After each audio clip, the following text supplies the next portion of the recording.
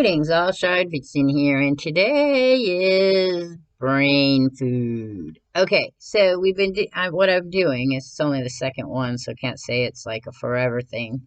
Is the things that I talked about, the 50 greatest mysteries or weirdness of in that magazine. I'm taking each one afterwards, so we're on 49, the weight of the soul, and I have to say personally, I think this is a clear-cut case and it's stupid. I don't really care, but I'm gonna talk about it anyway because sometimes you talk about things you don't care about, but because other people care about it. So here's the thing. First, just a little bit of background about me. Though I guess if you've been watching these vlogs for a while, you probably already know. When I decided to go for my master's degree in psychology, as I was doing it, I got really interested in the concept of research. Now, I always liked research as a child. I mean, I was always at the library looking up things because I thought it was great that you could go and look up things that you didn't know about or wanted to learn about. The thing is as you get older from when you were a kid, well, that's really great and you almost believe it, is that you have to start looking at things as whether they're really truthful.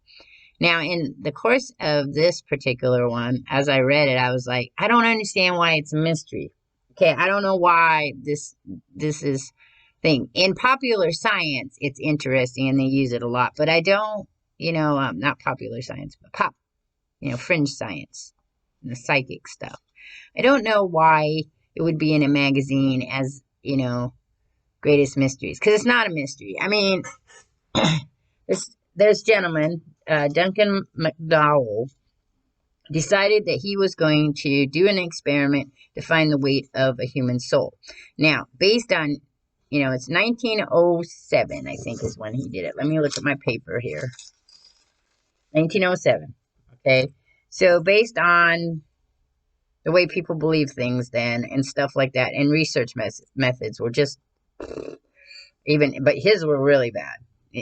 When he published it, even people during that time of 1911, 1910 were like, no, this is not, this is false reporting. So he only did two sets of research. One was with dogs and one was with humans.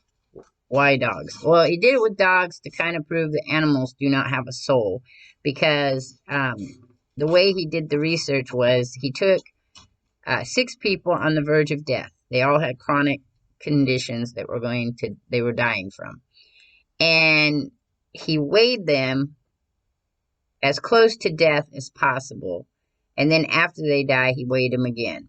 And he came up with a number of 21.3 grams. With the dogs, he said he was looking for diseased dogs, old diseased dogs, but he couldn't find any. So technically he took 15 healthy dogs, poisoned them, and then weighed them before they died, and then weighed them after, and noticed there wasn't any change in the weight. So on that concept, he said that dogs have no souls, which all dogs go to heaven would probably argue with him on that, the people who created that story. So first of all, here's the thing. I believe we all have souls. I don't think you can measure them. I think souls can be synonymous with consciousness, unconsciousness, with ego, all that, emotions, all that stuff, all the things that are built inside this whole little thing up here and how we dictate our reality. Does it go with you when you die? Yes, along with your life force and energy. That's my belief, okay? I don't think that a soul is, though, it dictates whether you're better than someone else or not. I don't think it dictates that animals are lesser than us because they don't have souls. I don't think animals are lesser than us. Animals are just us. I mean, we're animals too. So that has its own whole thing, because then you got arguments about why eat animals and things like that. I did have one thought though. If the chickens we had, we didn't have them for eggs, they'd still lay eggs. Chickens just lay eggs.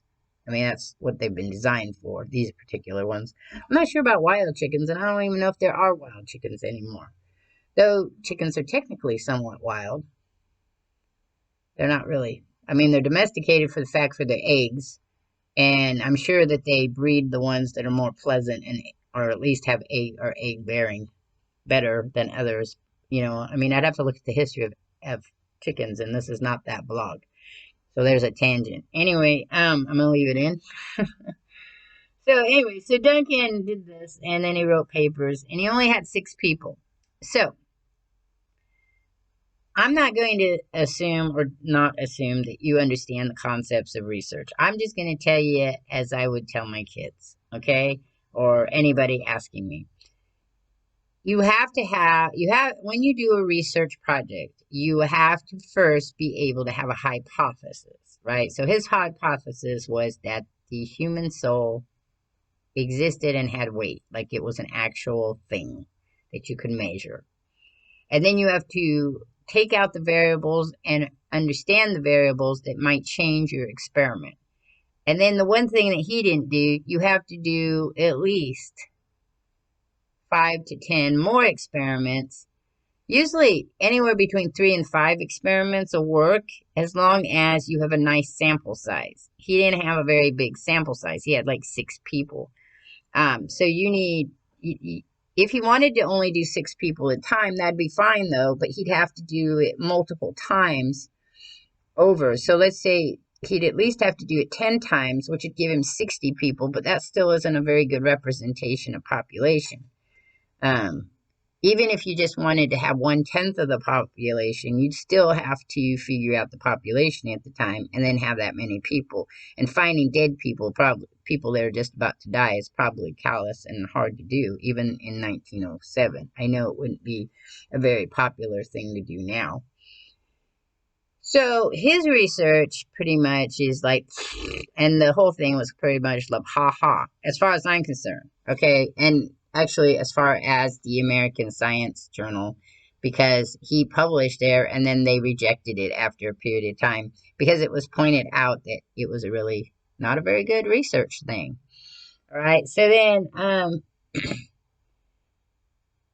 a person called Augustus Clark. I like the name Augustus. I was just thinking that besides the fact that in Willy Wonka you have Augustus Gloop, Augustus Gloop. Augustus Clark pointed out that dogs don't have sweat glands. Therefore, his hypothesis was that really what the person was what McDonald was measuring was the release of heat in the body, and that's why the weight different. And dogs don't have sweat glands, so they wouldn't have a heat change, which is kind of interesting. So again, you'd want to, you'd have to have all those.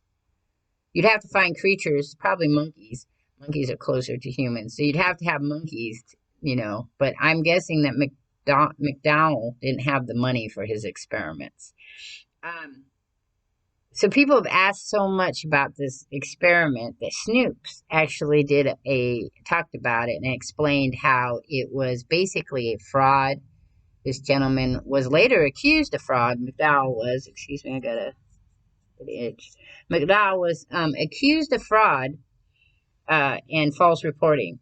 So, and then in 2001, Louis E. Hollander did a similar experiment with sheep and was also told that it was kind of because though his sample size was bigger, it still didn't have conclusive research. For when you do research, your statistics in your research has to come up with the closest you could come to is 0.99%.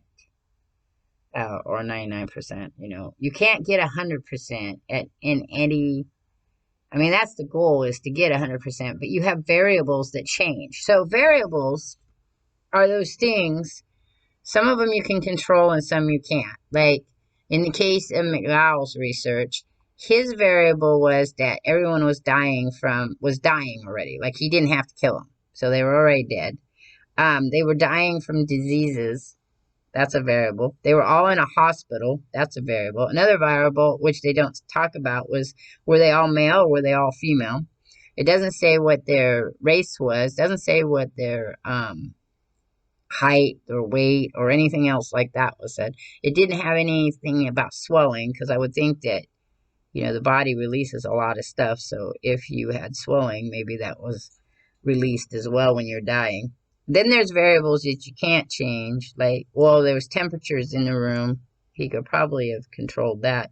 But he can't change the fact of whether a female body releases more or less upon death.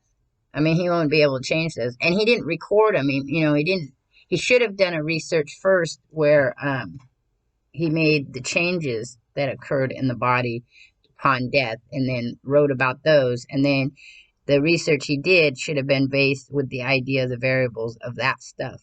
I mean, there's a lot of stuff he didn't even, besides the sample size is really his biggest problem. If he had done more of the research in larger sample size, he probably would have had a better concept of it.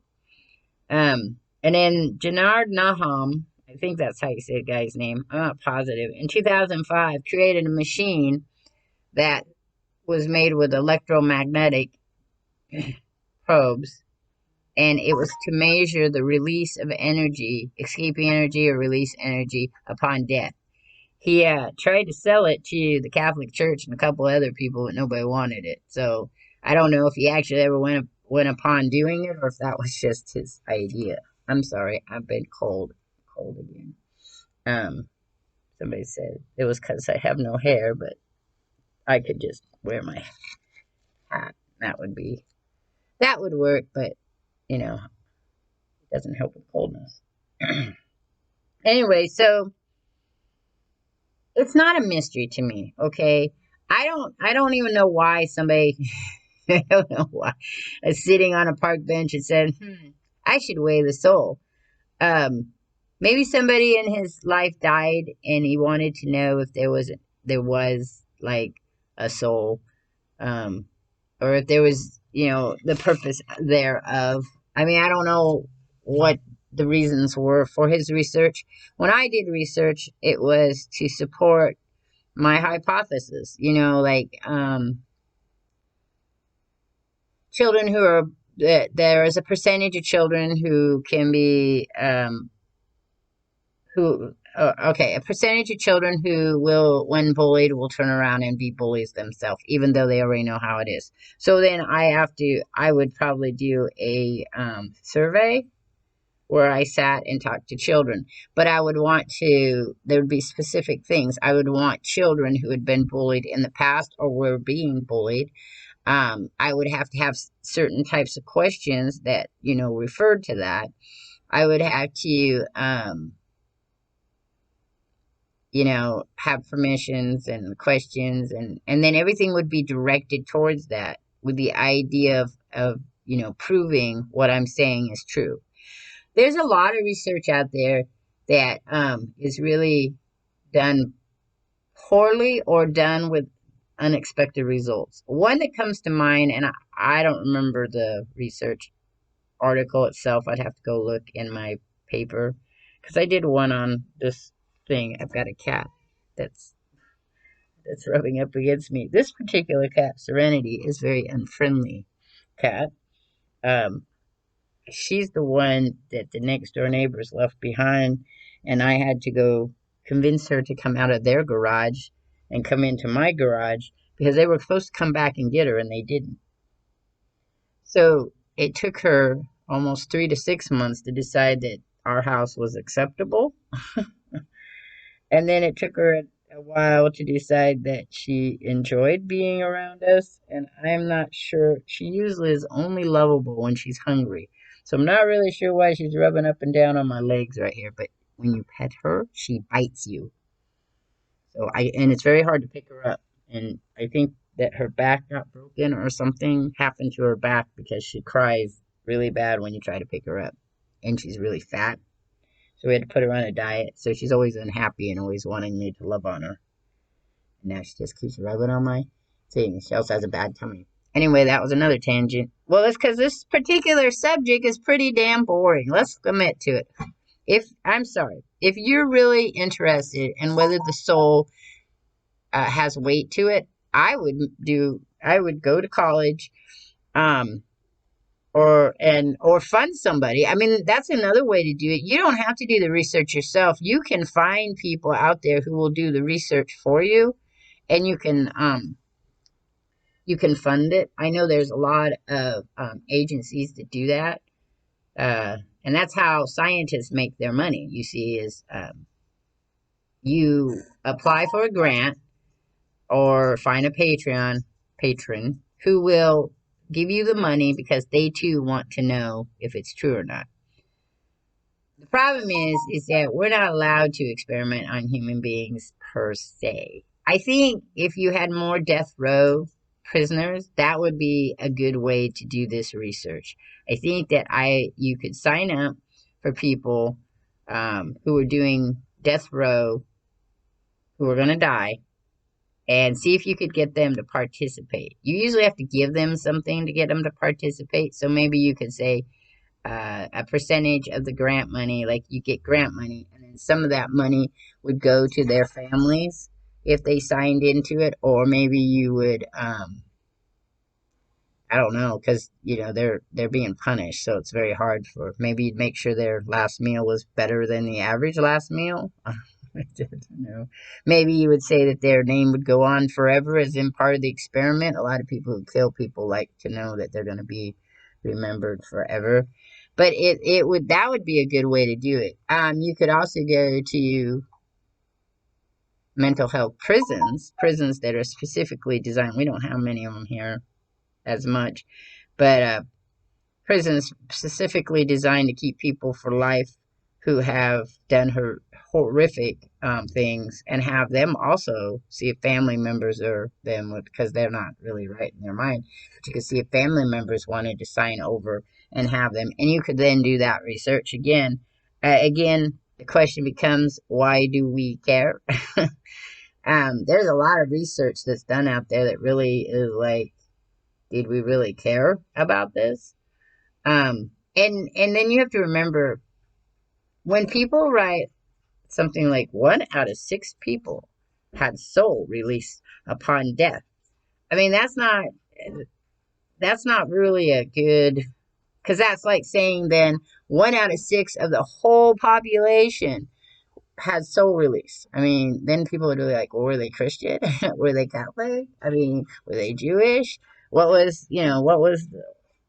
are they only those who believe are rewarded? I mean, it's just such a stupid experiment. I personally don't care. I don't care if the soul has weight. But death is an interesting thing for me. Death, when you die, that's it. You go. Where you go, I don't know. I mean, lots of people have good guesses. It's all about belief. Maybe I'll change my mind when I'm on death's door, and I'll be like panicking and saying, I'm not ready, I haven't done what I'm supposed to do. I don't know, because I'm not there yet, though I think about death a lot. I think that for me, I like to think that there's either a place like the Summerlands where it's continuous, and everyone you once know that you love and want to be with are there, and people you know are there, and it kind of overlaps with this reality so that there's still a connection. Or I like the idea that we're all in a big giant video game and I'm just going to be rebooted. That's a kind of a cool aspect. Or I'm going to be reincarnated as I want to be a shark. I thought a dolphin would be cool, but I think a shark is at the top of their food chain, so I think I want to be a shark. Or, I want to do, or I want to come back. I've always said, if I'm reincarnated, I want to come back as a badass motherfucker, Navy SEAL kind of person, sniper, and do all the things I didn't get to do in this life. I want to be beautiful too. I want to be spectacular. I want to not have any fears or anxieties. I do not want to be suffered with mental health. I'm not saying I hate myself or anything. I just, if you were given another thing, heaven is very hard for me. I don't, just based on the way they describe heaven, is that a place where everyone goes and they're reborn and their body is as it was. I don't want my body to be as it is now. I want to be different. I want to do something different. The sense of me, that's me, that I have a hard time letting go, the ego part of me, is that if I can't be this person, then I want to be the best person I could possibly be. Um, and do, be a superhero and do rights and wrong and correct wrongs and just be a fabulous something different. That's all, just different. I think the shark though is a really cool idea. Or even if there's no time, because time is not linear. I want to be a dinosaur, the T Rex or Allosaurus. Allosaurus would be interesting, I guess. Um, I just don't see humans at the top of their food chain. Uh, I just think we're smart and that we're good at telling ourselves stories, which heaven could just be another story. Anyway, that's the end of this one. There's no conspiracy. I don't think there's any mystery. The guy was a hoax. It was a fake. Um, I think it was a bad choice on the magazine to put it in. There's probably other mysteries out there that are way more interesting. Anyway, I'm out of here. The next vlog will be Rambling 101, which this one kind of verged on that. It had a topic, but it was a poor topic. I don't know what the next one of this topic is. I'll know by next week. It's number 48. So whatever number 48 was, that's what we'll be talking about. Some of those are more interesting than others, of course. And then when I'm done with this, I'm going to go back to doing more stuff about me and probably more research stuff. I've not been feeling good mentally this last couple of days, but I do that every couple of months. I just feel, and why bother? I do have a list up, so my list has my Patreon on it, so I'm really hoping by the end of the year I'll have that all set up. We bought some new. I'm going to be working on my Cricut and playing around with that. Anyway, I'll catch you all on the flip side. I'm out of here. Peace.